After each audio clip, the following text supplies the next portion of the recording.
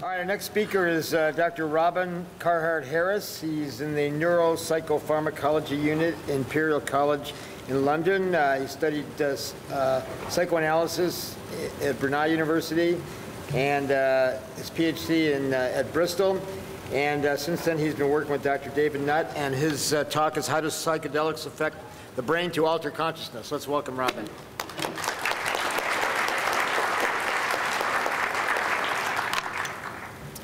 Thanks very much, Stuart, and thanks everyone for sticking around. It's very exciting to talk to you. So my name is Robin Carhart-Harris. I'm a postdoc in the Neuropsychopharmacology Unit at Imperial College London.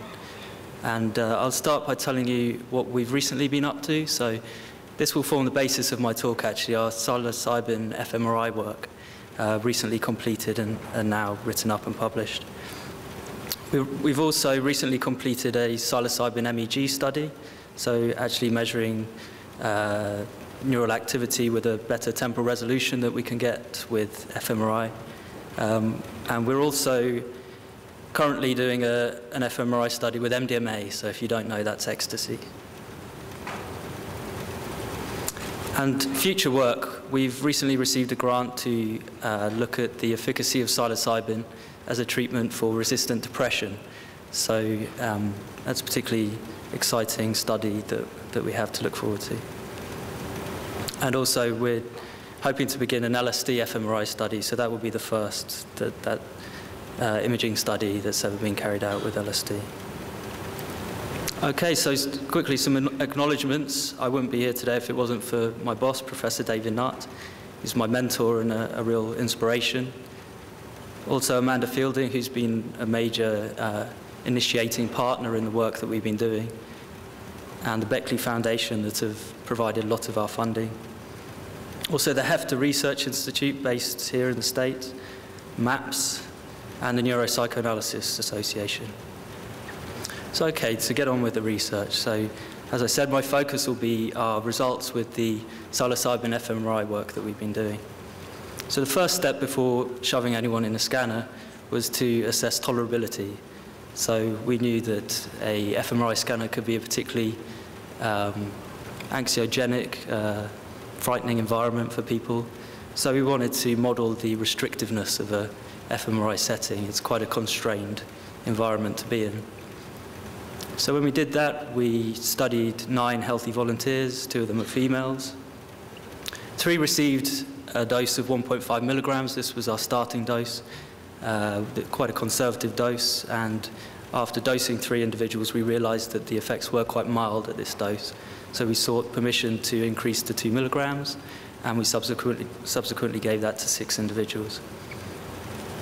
So this was in a mock MRI scanner. It was essentially just a wooden tube, but it did the job. We also simulated the quite uncomfortable sound of an fMRI scanner, and it was well tolerated in all individuals. We monitored physiology in real time and also their subjective state. That was something that we couldn't do in the scanner because we were looking at resting state dynamics, and in order to properly study the resting state, you need people to be resting. You can't be asking them how they are every other minute. So this pilot work was quite important. We could map the pharmacodynamics of psilocybin, intravenous psilocybin. And you can see at time 0, which is the end of the infusion, it was a 60-second infusion, 2 milligrams in the case of the higher dose, in 10 mils of saline. By the end of the infusion, they're already starting to feel subjective effects. So this is markedly different to when psychedelics are taken orally. It's a very rapid onset, more similar perhaps to smoking DMT. That's one of the comments that some of our volunteers made. And it's relatively intense. So at peak effects, they were rating it at 7 out of 10 for intensity, with 10 being extremely intense. So this is one of our volunteers from that study, described it. All of our volunteers were psychedelic experienced, and this volunteer said that that was undoubtedly the most intense psychedelic experience I've ever experienced. So it certainly wasn't a walk in the park, and people were having quite profound experiences with this dose and with this mode of administration.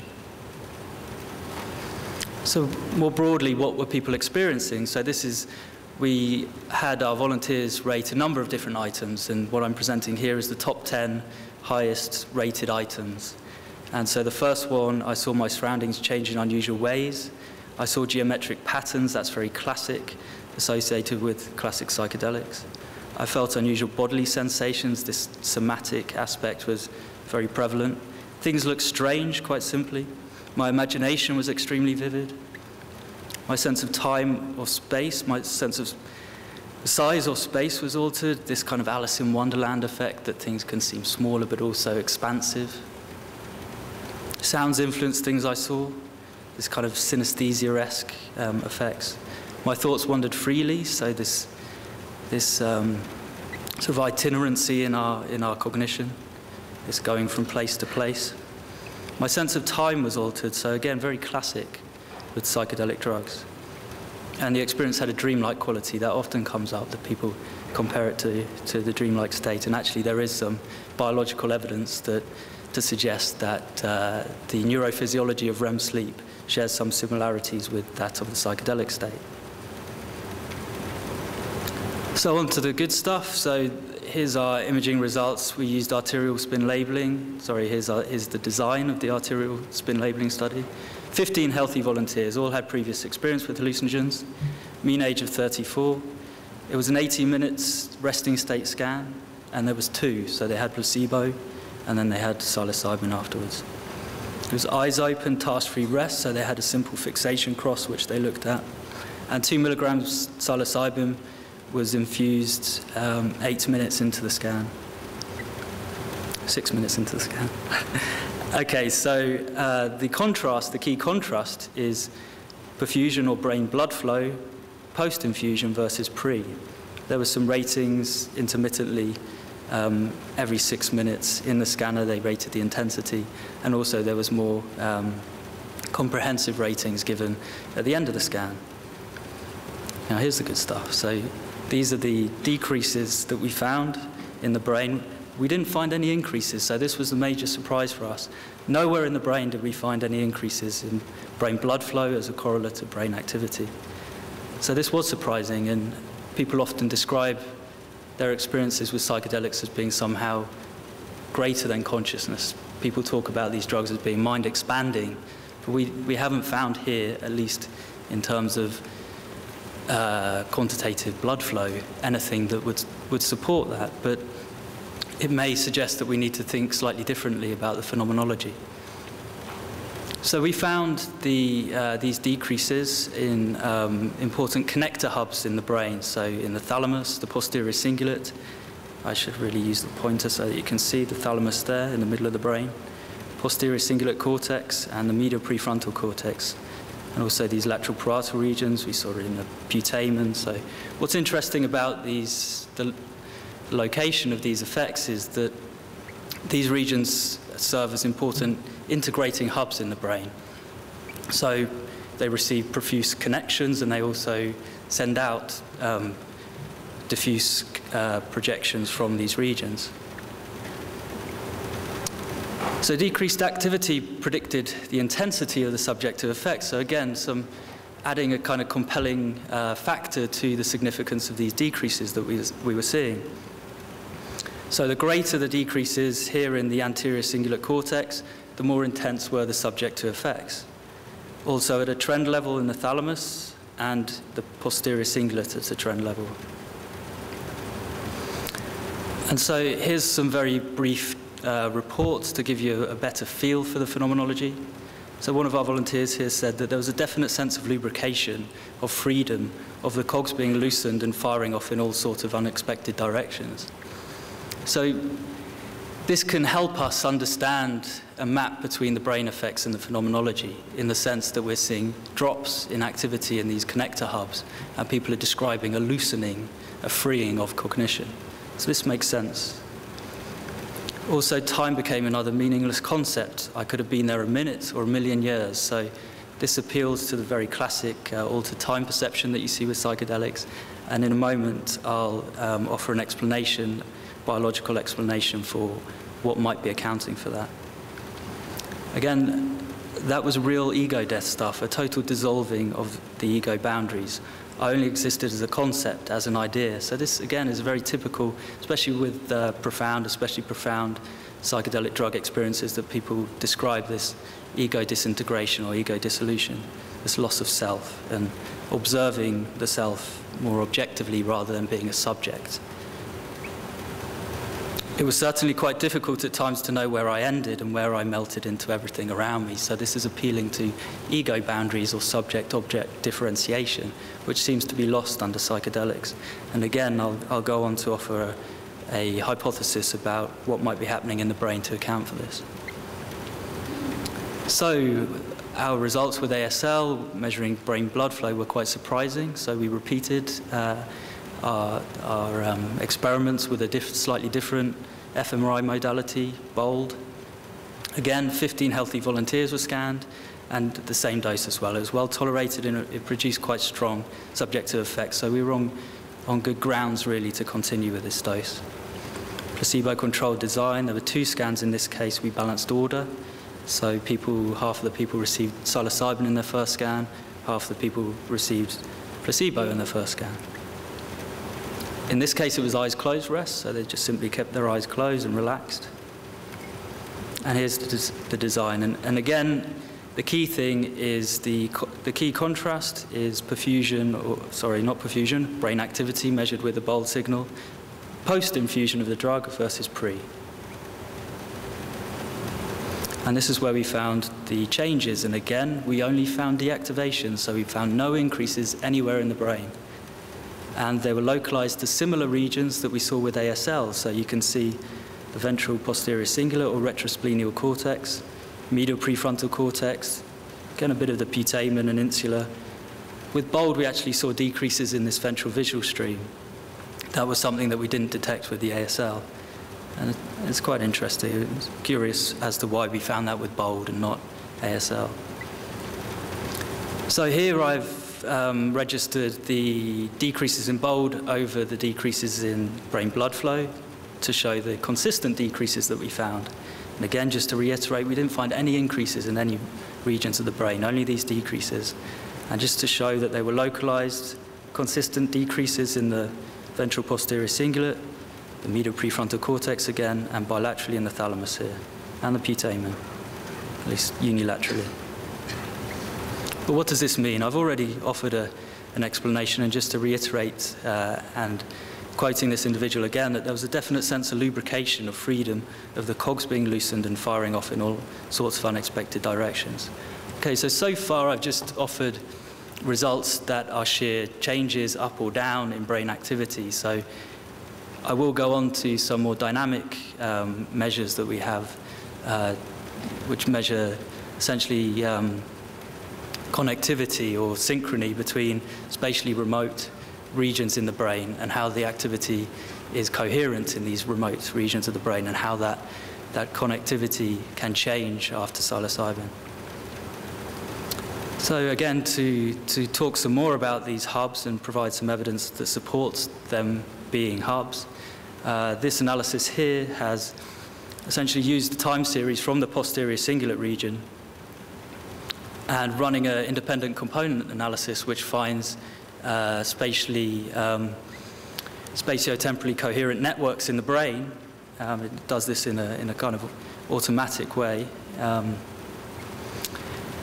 Using just a time series from the posterior cingulate, you were able to find the full spectrum of major resting state networks in the brain. So as if the organization of the brain was sort of echoed or represented in this very, well, not necessarily so small, but this independent hub region in the posterior cingulate cortex. So again, supporting that it's an important integrating hub, that a number of different networks which are spatially spread out in the brain can all come together within this local space, and that will serve an integrating function. So we often think about the posterior cingulate as being a key node of the default mode network, but in fact, a lot of these resting state networks can be found within the posterior cingulate. and some diffusion tensor imaging, which is tracking the white matter tracks in the brain. This found that there was the strongest connections in these default mode regions, the posterior cingulate, lateral parietal regions, and also the medial prefrontal cortex here. So again, supporting, this time with a structural measure, the hub nature of these regions that we saw decreases in with psilocybin, decreases in activity. Okay, so it's important to say a little bit more about the default mode network so that you understand it functionally, and it allows you to understand our results in a deeper context. So the default mode networks, you probably heard about this a lot at the conference. It's especially interesting because, and it was first identified, because a whole swathe of cognitive tasks all consistently deactivated certain regions in the brain. And so regardless of the task, so long as it involves some active cognition, some engaged attention, they would find deactivations in these regions of the brain. And that was interesting because at baseline, these were the most active regions. They had the highest metabolism and the highest blood flow. So what's going on there when these regions, which account for so much of the brain's metabolism and activity, are dropping out when we engage in something, some kind of active cognition?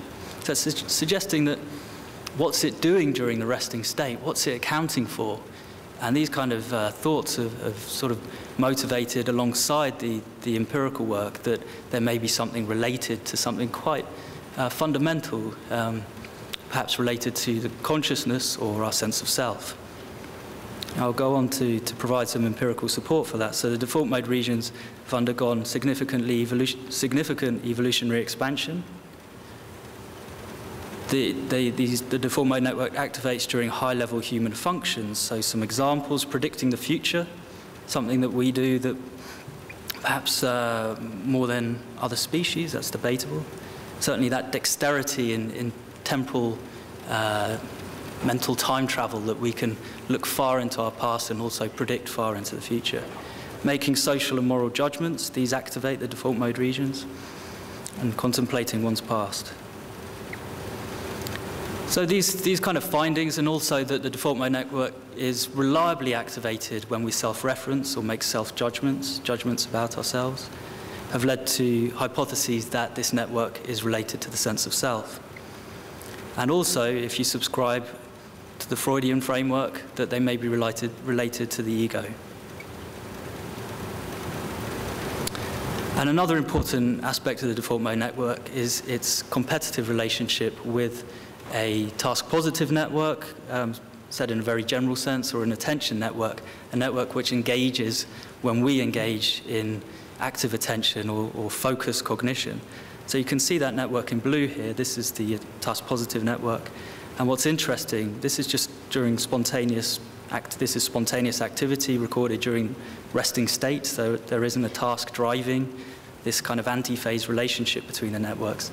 This seems to be present during task-free conditions. So it's suggesting that it's a fundamental property of brain function. So as activity in the task-positive network drops, you see a reciprocal increase in the default mode regions. Also, this chart's useful in displaying, in showing you what functional connectivity is, because here we have in yellow the posterior cingulate time series. This is just the activity levels in these regions fluctuating in time. You can see that in yellow the posterior cingulate, and in orange there the medial prefrontal cortex, and their activity is synchronous. So that's telling us that these are regions of the same network. They're part of a coherent network. And that, again, helps us understand how they have a kind of competitive, some say anti-correlated or anti-phase relationship with this task-positive network. And they subserve very different functions. So the default mode is concerned with sort of constrained introspection, like I said, predicting the future, looking into our past, looking inside, really. And the task-positive or attention network is concerned with engaging in the outside world. So it's interesting that this dynamic is reflected in the brain dynamics. And it seems to be a very, very important property of global brain function. The default mode network and personalities. So this is a relatively recent study showing that posterior cingulate connectivity with these default mode regions, when it's higher in individuals where this connectivity is stronger, they score higher on trait neuroticism. And consistently, another default mode region, this ventral medial prefrontal subgenual cingulate cortex region, connectivity with this broader medial prefrontal node of the default mode network. The lower the connectivity between these regions, the higher the agreeableness. So that's consistent. And also here, the same node, this subgenual cingulate region in blue, connectivity with the medial prefrontal cortex node of the default mode network. The lower the connectivity there, the higher the extroversion. So hopefully you can see a consistent picture here that higher default mode connectivity, the more introspective, the more neurotic. Also, there's a relationship here between rumination scores and the strength of this connectivity. So again, supporting this story, the stronger the connectivity within the default mode network, the more ruminative, the more introspective, the more neurotic, the more depressed. So these are effects on global brain function. So this is taking us back a little bit, but it's important to give this talk and not skip over the pharmacology. So very, very quickly, there's a Liberty Cap magic mushroom. Psilocybin is the active component of that, but more truly, actually, it's the prodrug of psilocin. So when psilocybin gets into the body, it's quickly dephosphorylated to psilocin, and that's the active compound which binds to serotonin receptors, and I'll tell you which ones are particularly important. And then downstream of that are the brain activity changes that I've talked about. And it's just interesting to see the similarity here between this active compound and the endogenous neurotransmitter serotonin, or 5-HT. Very, very similar in structure, subtly different in pharmacology, and we know they have very different effects on brain function. So where does it all start? Well, actually, it seems to start, there's good evidence that it starts at the serotonin 2A receptor, and so the evidence that supports that is that the higher the affinity of a hallucinogenic drug for the serotonin 2A receptor, the higher its potency in man. Mescaline's down here. LSD is of particularly high affinity, particular high affinity for the serotonin 2A receptor, so it's especially sticky. That's what affinity is. This compound really sticks at the serotonin 2A receptor. So it's very sticky LSD, and it's also very potent. Mescaline, on the other hand, is less sticky, and so it's less potent. You need to take more of it to get the effects. Psilocybin's not actually on this chart, or psilocin, but if it was, it would be roughly around here, 2 orders of magnitude less potent than LSD. More evidence which supports the role of the serotonin 2A receptor in the mechanism of action of psychedelics. If you block the serotonin 2A receptor with an antagonist, ketanserin, then it will block the hallucinogenic effects in humans. So that's good evidence that this receptor is where it all starts. So just very briefly, where is the serotonin 2A receptor? Well, it's concentrated in the cortex. Interestingly, it's expressed most highly in the posterior cingulate cortex. This is PET data in humans, very large sample, so it's reliable data. On a more reduced level, it's especially densely expressed in layer 5 pyramidal cells. You could argue whether you need this level of detail, but it's important to have, I think, at least as reference. But it's also expressed on interneurons in the brain. And so these are inhibitory cells which shut off the excitatory cells, which are the pyramidals. So in terms of our deactivations, rather, and what accounts for them, it could either be a direct effect of psilocin stimulating 2A receptors on the inhibitory interneurons and shutting off pyramidal cell activity, or it could be indirect by activating pyramidal cells which project onto interneurons, which then have their inhibitory action. So some animal work might be able to tease that out. We know in animals, actually, that certain hallucinogenic drugs do actually decrease neural activity in the brain, so there is support for our human data here. So functionally, what is the serotonin 2A receptor linked to? So this helps us with the depression story, because deficient serotonin 2A stimulation is linked to trait pessimism. So the higher the expression of the serotonin 2A receptor in the cortex, suggesting low synaptic 5-HT, and so low stimulation of those receptors, they'll upregulate if they're not getting stimulated, then the higher the trait pessimism. or neuroticism in this case. This is in healthy individuals, but just personality measures. So the higher the neuroticism, the higher the 2A binding. So the more the 2A. Also here in depressed patients, this is a correlation between 2A binding, so 2A expression, the higher the 2A, because of deficient low levels of synaptic serotonin, so low stimulation of these receptors, and again, higher trait pessimism in these individuals. And our old friend, the medial prefrontal cortex, the relationship was especially strong in the medial prefrontal cortex, which we know is hyperactive in depression and deactivated by a number of effective treatments for depression. So back to global brain function and onto our functional connectivity results. So I've already given you a sense of what functional connectivity is. It's essentially synchronous, temporally synchronous activity in spatially sometimes remote brain regions. And so what do we analyze? Well, we looked at connectivity with the medial prefrontal cortex. So this is a major node of the default mode network, and it's also a region that we saw consistent deactivations in with psilocybin, with our BOLD and ASL analyses. So we chose this as a region of interest to perform a functional connectivity analysis on our data. And so this is in the placebo scans in our 15 individuals. And this map here shows regions in the brain where activity is synchronous with this seed region. So the seed region is the medial prefrontal cortex, and the rest of the yellow and the orange are essentially regions where the activity was synchronous. It fluctuated together. So what was the effect of psilocybin on this network? We know this network should look familiar to you. It's the default mode network, all the hubs of it. So the effect of psilocybin on this network was to disintegrate it, essentially. So a major major hub of the default mode network, which is usually closely synchronous in activity with the medial prefrontal cortex, became desynchronous. It became disconnected. So there was a literal decoupling or disconnect or disintegration in this default mode network linked to the sense of self. And that was interesting. We repeated the analysis with the hippocampus, the major subcortical node of the default mode network. This is the map which shows regions in the brain where activity is synchronous with our seed region here, the hippocampus and the parahippocampal gyrus.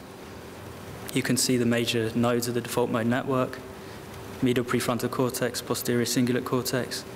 Here's the extended medial temporal regions and the mediodorsal thalamus. So what was the effect of psilocybin on this network? Well, this was even more dramatic. We found every node of the default mode network became decoupled from this major subcortical node of the default mode network. So the posterior cingulate, there was massive effects, huge decoupling there, and the medial prefrontal cortex and also these lateral parietal nodes of the default mode network. So a real literal disintegration of this network associated with the sense of self. In terms of regions where activity was increased, we saw this frontoinsular region become significantly more connected with the medial temporal region. So the insula is associated with kind of visceral sensations, emotion. It's interesting that this sort of limbic memory region, the hippocampus, became more coupled with a region closely associated with sort of visceral sensations. So maybe a kind of regression of the system down to a more kind of lower level, sort of primitive emotion, memory, decoupled from the higher level cortical regions, which would exert a constraining influence on the limbic system ordinarily. And this might account for why the drug might be useful in psychotherapy. The classic rationale for the use of psychedelics in psychotherapy was that it reduced psychological defenses, it lowered the ego, and this allowed unconscious material, if you want, in a Freudian context, or salient emotions and memories to come up to the surface so that they could then be talked through and people could learn something about themselves. They could have some insight about perhaps personal conflicts or things that they've been avoiding, perhaps. Okay, so to move on, an explanation for altered time perception. So you see here a disconnect between the medial temporal regions and the default mode network. Well, what does this the usual connect between these regions mean? What does it do? Well, there seems to be a relationship between medial temporal to default mode connectivity and the frequency of our sort of temporally expansive thinking. So the more we think about ourselves in the past, or the more we think about the future, the stronger the connectivity between the medial temporal regions and these higher level default mode regions, posterior cingulate cortex and the medial prefrontal cortex. So this is interesting, and it may account for the kind of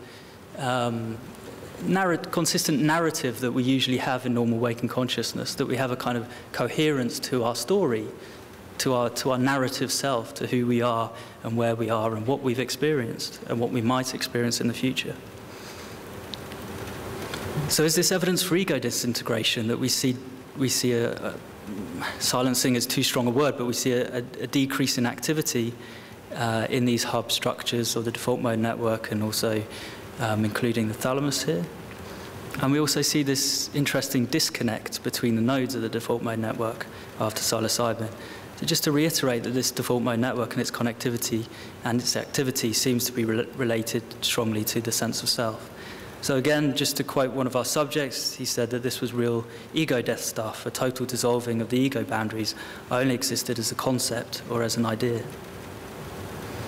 So in this way, he's sort of viewing his self objectively, less as being sort of in himself as a subject. So these effects are consistent with meditation we've recently found, and this may map onto the phenomenology of the two experiences, that they are similar, as Catherine described. So 3 studies have found decreased activity in the medial prefrontal cortex node of the default mode network with meditation, and we found this with psilocybin. Also, a number of effective treatments for depression, as I suggested earlier, seem to suppress medial prefrontal activity.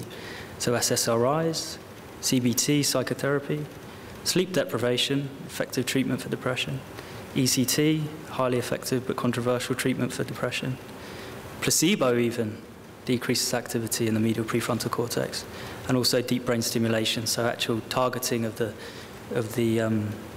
brain matter itself and shutting it off with electrical stimulation.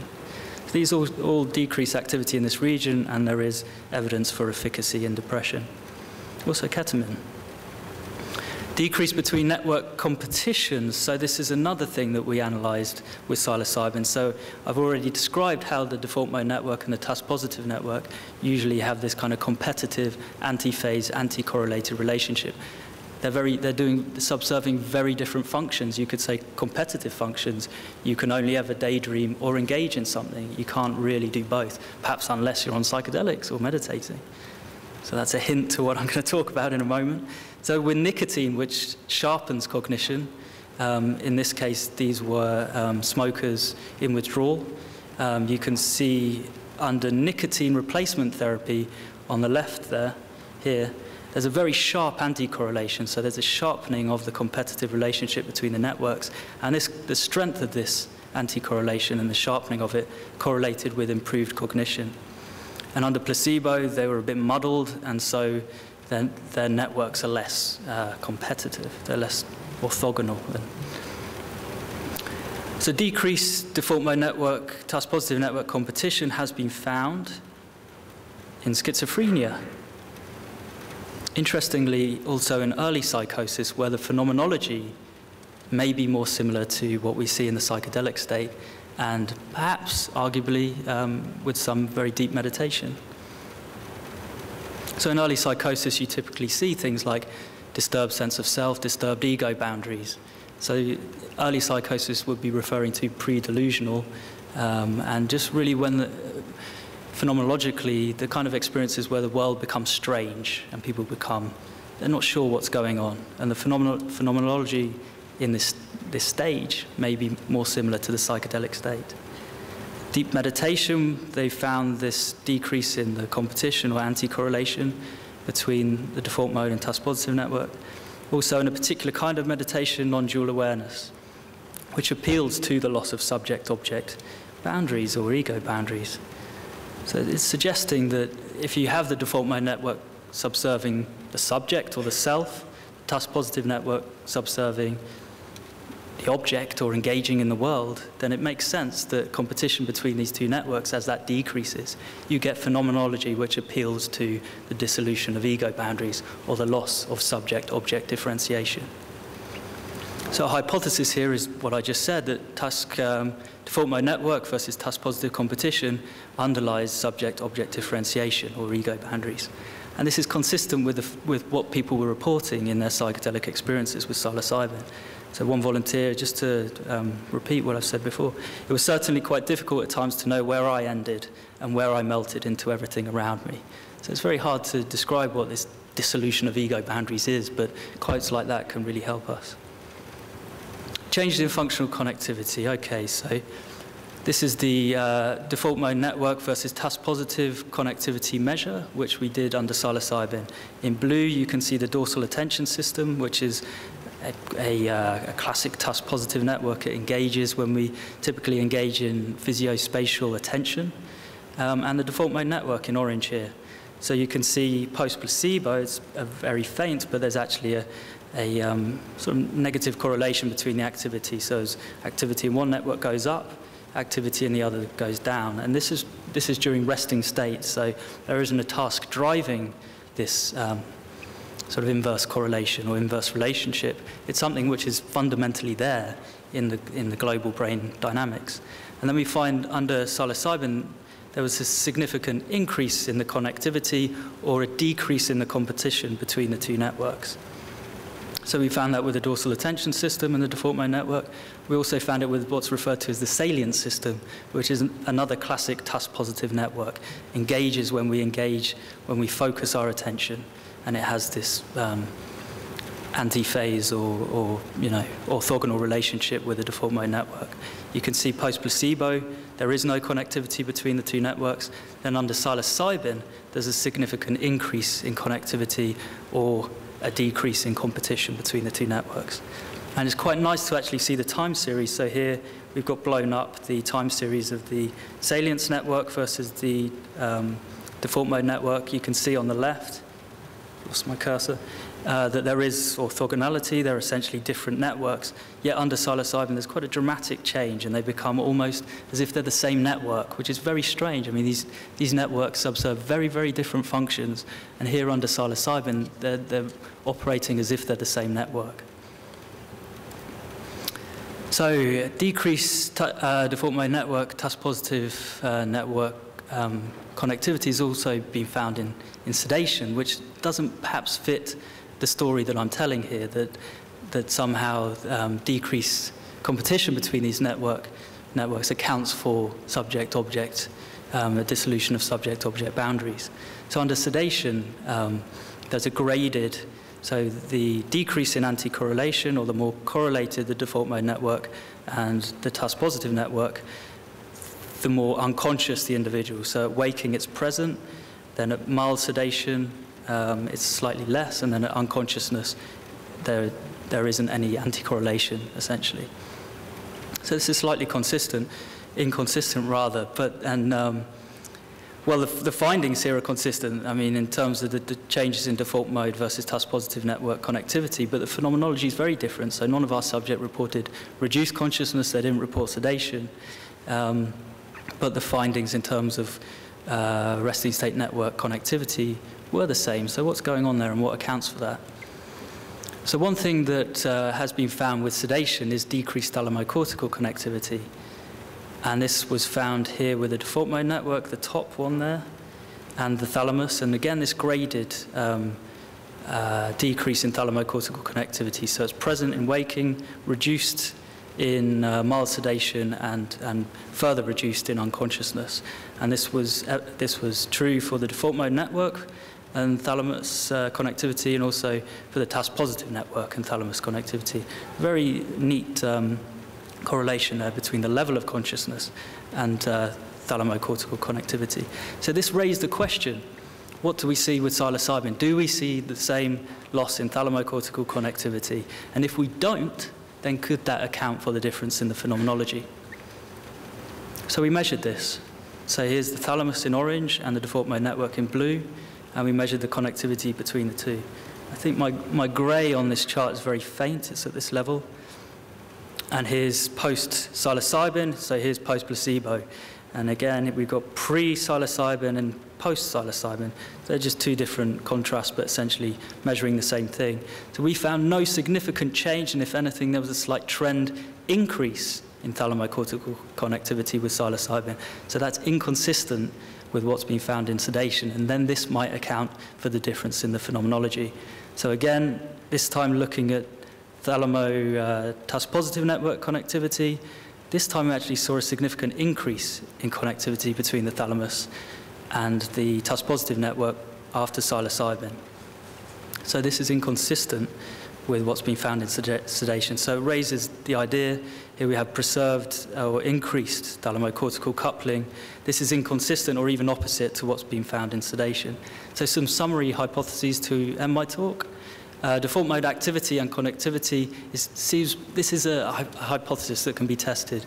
It seems to not specifically be related to consciousness, but rather a facet of consciousness or an aspect of consciousness, and a very important one, perhaps more a facet of mind, really. And that's constrained introspection or agency, or rather, if you prefer the term, narrative self. It's who we are. And if you have this narrative self, you should have preserved default mode activity and default mode connectivity. So that's the hypothesis that I'm submitting. And you've heard this enough times, so I won't say it again. But to move on to the second hypothesis, default mode versus TUS-positive network competition is related to subject-object differentiation, that we feel that we're an agent separate from the world, something which we do experience during normal waking consciousness, and perhaps is reduced during meditation, and perhaps with psychedelic drugs, and perhaps in early psychosis. Now this subject-object differentiation is otherwise referred to as ego boundaries, and that disturbed default mode network, TUS-positive network competition in the presence, and this is key, in the presence of preserved thalamocortical connectivity is related to disturbed ego boundaries. So that's the hypothesis that I'll end on. Here's a slightly elaborate metaphor for how psychedelics may work in the brain, that here we have on the left a man blowing smoke into a bubble, and a system forms with constraints, which is the outside of the bubble, and here we have an organized system. Then if he blows on the bubble, it bursts and the dynamics can move more freely. They're no longer constrained. So it's slightly loose, and perhaps some people might like it. People like metaphors, but so that's a metaphor for how these changes in brain dynamics that we're seeing with our imaging may account for the sort of loosening of cognition that we see with psychedelics in terms of the phenomenology. And just to end with a happy story, people like happy stories, and which leads on to our future work in depression. This is one of our volunteers. It may seem that we're only presenting the happy stories here, but consistently we've seen people reporting positive mood changes, as Catherine has with her psilocybin work. It seems critical that you mediate the psychedelic experience with appropriate care, and when you do this, you do seem to consistently see positive mood effects. It would be a different matter if we were doing something to perhaps scare our volunteers while they're in this state. Maybe then we might see, negative mood effects. It's a very supple state. And so this suppleness seems to support how we can get in there, mediate where they are, and perhaps have some therapeutic benefit. But just to read this to you, ever since Thursday, I'd say I found it much easier to engage in the moment, to attend to the here and now, whether this be watching water in a fountain or sitting in science talks and meetings this morning. There were some fountains in Cardiff, and the water was being blown by the wind. The scanning we were doing was in Cardiff, and this was after her experience. And this was allowing the sun to highlight the spray. I could have watched it for ages. Somehow the beauty was enhanced. Whatever it was, it has lasted, like the sun shining through the leaves this morning. It made me slow down my walk to work and enjoy the experience of it flickering over my face. So just to end, thanks for your attention, and if you have any questions, that'd be great.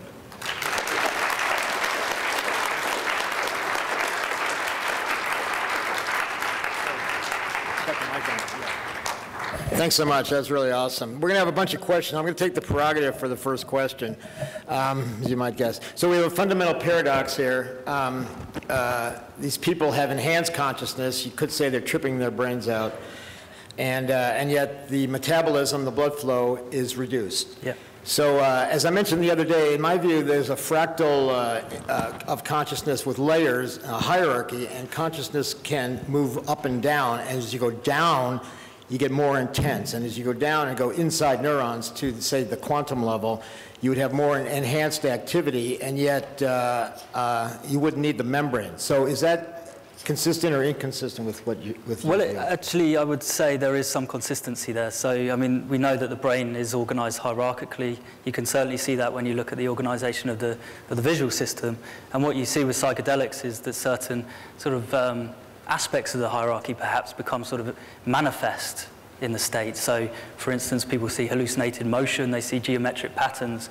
There's sort of layers of the visual hierarchy which account for these different things. So it suggests that if you have a disturbance of the hierarchical organization, then these layers can sort of function more autonomously.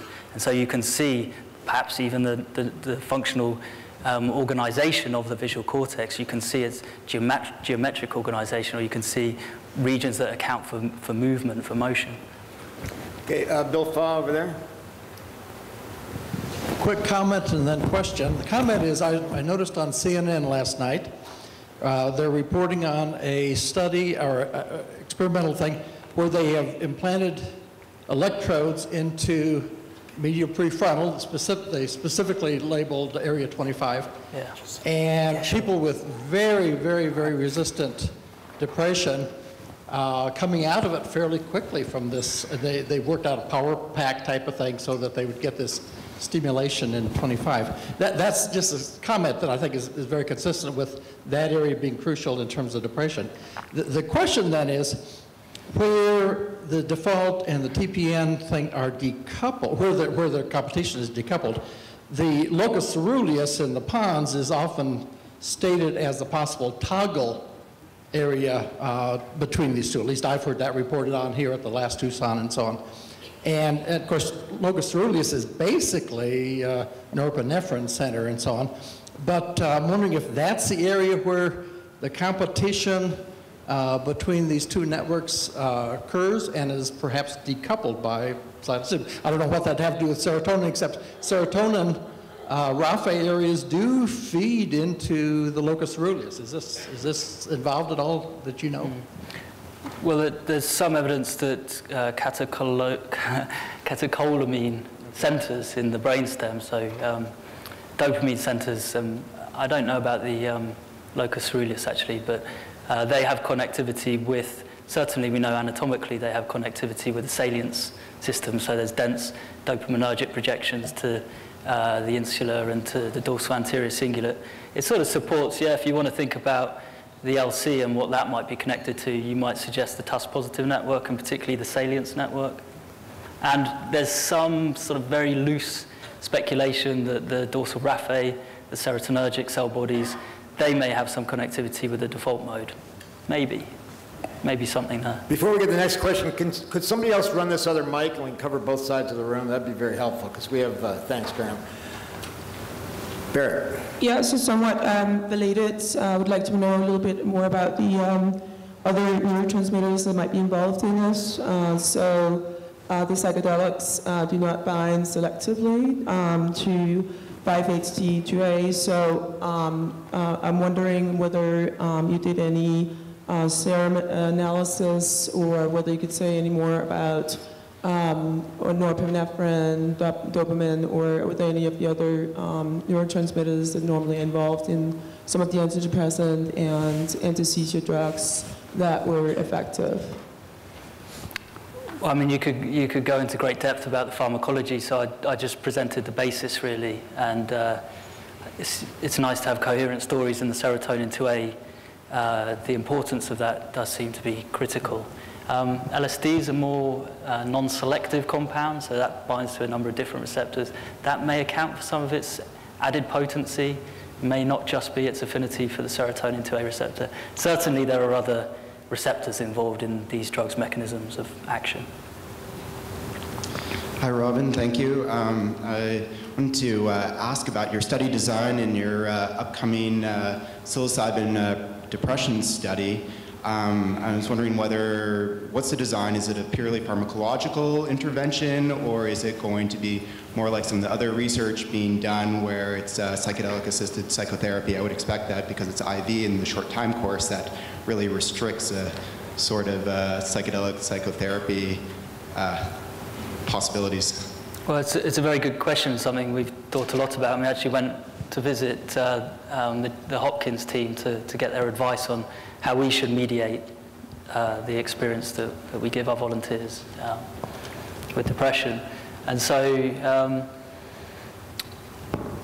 there's some thinking that there may be some sort of native antidepressant action of the drug, that it doesn't require mediation, but I don't really subscribe to that. I think mediation is critical, and there'll certainly be the right level of care, preparation and aftercare to the experience. Well, I think the sort of style of therapy will be relatively passive, will allow the experience to play out as it does, and then whatever insights, we'll try and mediate it in the right way. But I think it's important to let whatever comes up, come up, to allow that to happen, and for the patients to know that it's okay if bad stuff comes up, that this can be worked through, and perhaps that bad stuff coming up could be the most therapeutic potentially. So, question relating the difference between sedation and then your data, right? Yeah. So the common point is that there is some decreased default network connectivity in the two data set.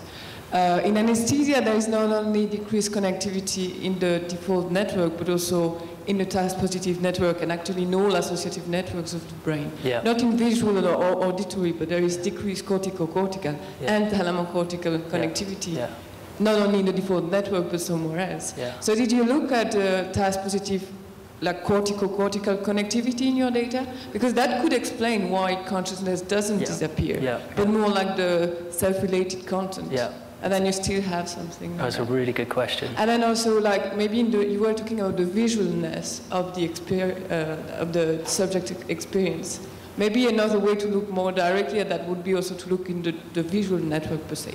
Yes. I don't know, but yes. I don't know if you looked at that. Well, because kind of, for me, thalamocortical connectivity per se is maybe not specific enough to explain the difference in content. Yeah. You see what I mean? So I would go in specialized network and look at that. Well, I think you're right. In order to make the claim that I have, we need to do those analyses, and that's really got a number of things to do over the next few months, but that's one of them. We definitely need to look at the TUS-positive frontoparietal networks, because I don't know if you'd argue this actually, in the consciousness research, maybe they are the better markers of reduced consciousness. Melanie, what do you think? I think both are. Both are. And when we look at vaginatic stage or in anesthesia, I mean, they are both impaired equally. Yeah. But you need both to be impaired. Yeah. I mean, that's kind of how we think. So if both are down, then you're knockout. But right, one right. of them works, well, I mean, it's a really interesting question, because if we now go and test TUS-positive network connectivity and we see decreases there, I mean, then we have the specificity for the thalamus. But if we don't, then we don't have that specificity, and that weakens the hypothesis that I gave you. Yeah, well, at least you can look if there is a difference in that. But I would expect, I don't know, like my guess would be you would have some preserved connectivity. Yeah. Also because you see that like preserved thalamocortical connectivity, like even increase. So I don't know. Posterior cingulate is the next place to look, and then after that, definitely the TUS positives. Thank you. Let me just say, we're asking for questions for both speakers, so you might have a question for Catherine too. Alexander. So, sir, in the chart regarding the reactions, there was a point, I'm here, the sounds change the way of view. Was eventually, in this regard, do you have some details, kind of what type of sounds, what changes? Is that so? In terms so hard of to hear from up here. so, well, the auditory perception, it subtly changes. The sensory modality which has the most change, well, it's a toss-up between the visual and proprioceptive, actually. So the body feels very strange bodily sensations, and also just the sense of body and space is very altered. But visual as well. But so your question was about the auditory perception. There's the fMRI scanner noise is very noisy. It's a bit abrasive, kind of repetitive sound. It's not very nice. People said that maybe slightly changed in its in its pace, and maybe a slight slowing. But the auditory modality wasn't the major one that they focused on as being different. Sometimes actually the sound sort of morphed into some strange sort of fantasy in their head that there was some maybe gremlin generating these sounds. It's very interesting. Speech is also sound. I mean, there is a difference. Noise is also sound. There is a difference between speech or I could maybe jump in here because what I left out is we actually have participants with eye shades and headphones on for most of the sessions. So their dominant input is auditory, and it's classical music and some Indian music. It's a standard soundtrack that we've used for many, many years. We found that it actually really works. It works better than people having a choice over the music, and it works a lot better than having them have to interact with us. It depends a little bit, I think, on what kind of preparation you give people about what to do with the auditory input. And we use the music mostly as kind of a safety net in case they start to get a little bit too far out or in a cognitive loop about something that they can't really resolve, or they get kind of too distracted by stuff going on in their body. We'll always remind them that they have the music and they can just kind of let the music carry them. I mentioned earlier set and setting was one of Tim Leary's legacies. I think the other one is when in doubt, float downstream. And so that's kind of the music for us, is just letting them float downstream until they seem like they kind of have a better handle on what's unfolding. So the auditory thing can change depending on the instructions about what to do with it. In the back. Okay, yes, Catherine, I think this is a comment more for you, but my mentor was Duncan Blewett, who did some of those early researches with LSD in Canada back in the 50s. And your comment about it being called the psychotomimetic brought to mind his comment that he said, I took LSD to find out what it was like to be crazy. Instead, I found out what it was like to be sane. So that's for you. And also, because there are so many people who cheered the finding of the psilocybin under your chairs, if you haven't supported MAPS, Multidisciplinary Association for Psychedelic Studies, or are unaware of it, it is a wonderful organization, and it is doing much research, as Robin has gotten support from them, and I would just recommend it to look at their website, if nothing else. Thank you for that comment. I do think the really interesting thing about psychedelics to me is that you can have the exact same drug be one of the worst experiences of your life or the best. And I think context really matters. At Hopkins, for obvious reasons, we don't promote any use outside of a kind of controlled medical therapeutic context, although I'm very excited that groups like MAPS and others are continuing to do the really good hard work of trying to get some of the laws changed around psychedelics. The thing about psychotomimetic is, sometimes I remind myself of this in sessions, that any experience that is kind of time limited and you're reminded that you're going to come back to normal consensus reality, I think there's a lot of to be gained there. But when it becomes psychotomimetic, I think is when people feel like it might actually just keep going that way for a long period of time. And sometimes I even remind my volunteers that the most blissful state, if you found out you were stuck there for eternity, might not actually be where you want to be. So that may be where it's a matter of the transience of it and the fact that most people do want to return to some kind of normal basis. My question's to both of you. I was wondering about possible effects, if any, of selection bias. So, Catherine, you mentioned that all of your subjects were spiritually inclined, and Robin, you mentioned that all your subjects had been previous users. And from a personal perspective, now that I'm quite curious to try it myself, I do not consider myself particularly spiritually inclined, and I've never used psychedelic drugs before. And I'm just wondering whether both the behavioral and personality measures and neural effects might be exaggerated by these selection criteria.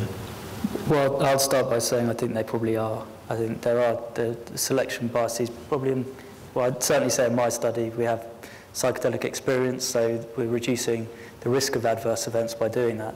But I defend that by saying that the reason we did that was a safety consideration. We were looking at the imaging. It's going to be a different story when we do a study in depressed patients. It's much more likely we're going to have adverse events, and it's a real serious undertaking, and we've got to be ready for how we deal with those adverse events. I would love to do research, to do more research to kind of parse out these mechanisms of participant expectation, the expectation of the experimenters, all of that.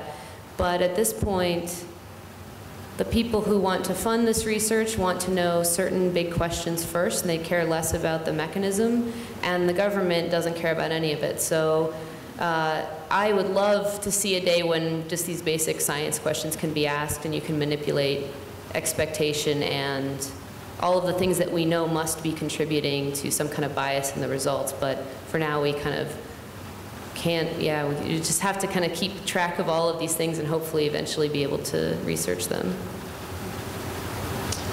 I was wondering, there is this saying that you need to have a strong ego to be able to let go of ego. And you've kind of been touching on that quite a bit. And if you would like to elaborate on the risks for people with poor ego boundaries and differences between psychosis and mystical experiences. Do you want to do that? I was chuckling because that is, so the clinical director of our study, Bill Richards, that's his favorite phrase. But I don't know much about the ego. I'm sure Robin does know more about it. But I wonder if that's true, because I guess it's hard to say I know what a strong ego is in some conceptions in psychology, but I don't know that ego development, moral development, all of these kind of trajectories have anything to do with whether someone can have, in our way of looking at it, a mystical experience. I think it's more biologically normal to have an experience like that, and it depends less on how kind of advanced or developed you are in various other ways. And there are actually other people in the audience who are experts on this very question. I think Jeffrey Martin is one of them, but I only saw 15 minutes worth of his knowledge, so I'm sure he's thought a lot about this idea of development versus a particular experience. I'm struck by the similarities and differences, both experientially and neurally and neurotransmitter-wise, between dreaming and taking psilocybin. In other words, yes, when we dream, we have the best and sometimes the worst experiences of our lives. The serotonergic system is very much affected when we are in REM sleep dreaming. Part of the default mode network system is disconnected. The medial prefrontal cortex is active during dreaming, but the posterior cingulate cortex and the precuneus are off on a break, coffee breaks, they're offline. So it's just like, have you thought about that? Would you like to look and see how come there are these similarities? The medial prefrontal cortex is alive and well, but the rest of the DMN is not. Yeah. And I guess experientially, there are these similarities and differences. Yeah. So I'm asking, have you thought about it? And do you think it would be useful to see about making comparisons, similarities, and differences?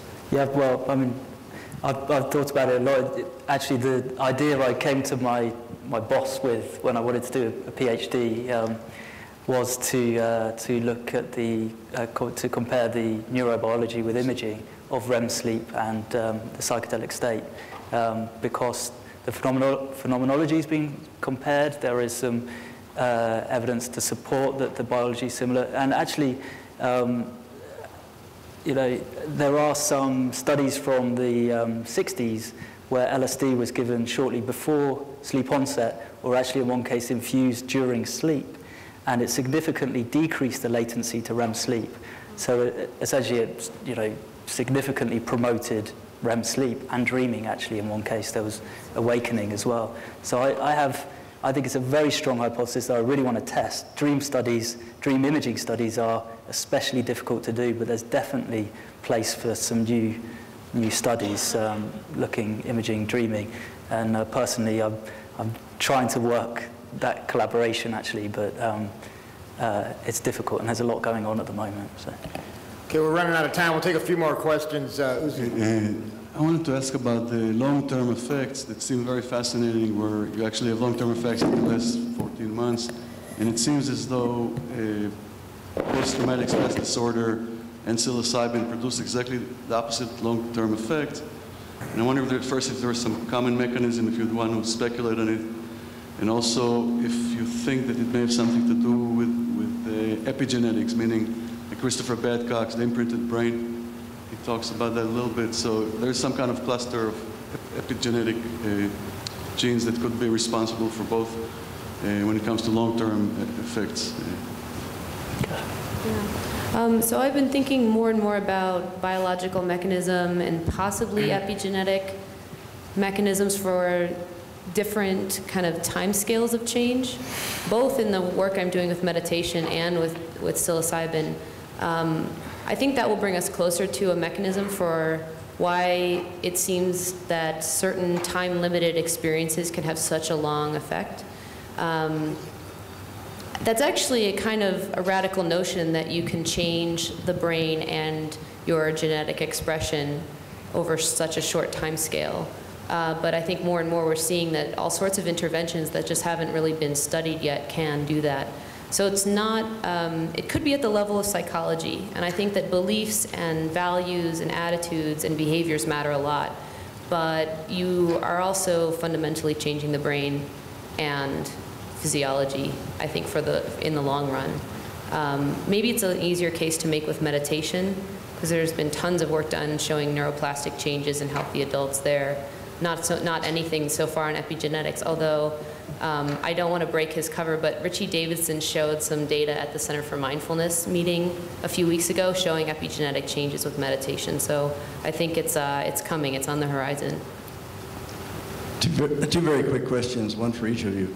For Robin, what did you use to measure functional connectivity? Was it dynamic causal modeling pioneered at UCL, or was it some kind of, or have you tried any kind of multimodal imaging, DSPM or something to co-register with MEG or EEG or anything else? We definitely want to do DCM, dynamic causal modeling, and it's, we haven't done that. It was seed-based functional connectivity, so just looking at essentially the coupling between different regions in the brain. So we did seed-based, but with the between network connectivity that I showed, we did seed-based and we also did ICA, and there were consistent findings with both. But DCM gives you an added bit of information, and it's a potentially really powerful tool. It's hard to understand. I have to be honest and say there's difficult analysis to understand, but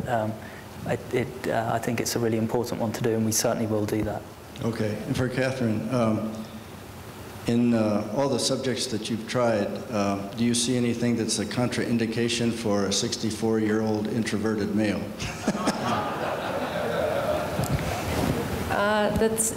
That particular demographic is probably very similar to many people who've gone through our studies.